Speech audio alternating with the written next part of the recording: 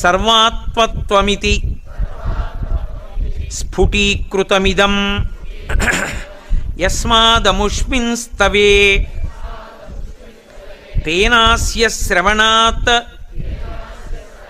తదర్థమననాత్ ధ్యానాచ్చ సంకీర్తనాత్ సర్వాత్మత్వ మహావిభూతి సహితం స్యాదీశ్వరత్వం స్వతః సిద్ధ్యేత్ తత్పునరష్ఠదా పరిణతం చైశ్వర్యమవ్యాహతం. సర్వాత్మత్వ మహావిభూతి సహితం స్వాదీశ్వరత్వం స్వతః సిద్ధ్యేత్తత్పునరష్టదా పరిణతం చైశ్వర్యమవ్యాహతం. ఇందులో ఏం అపనమ్మకం అక్కర్లేదు.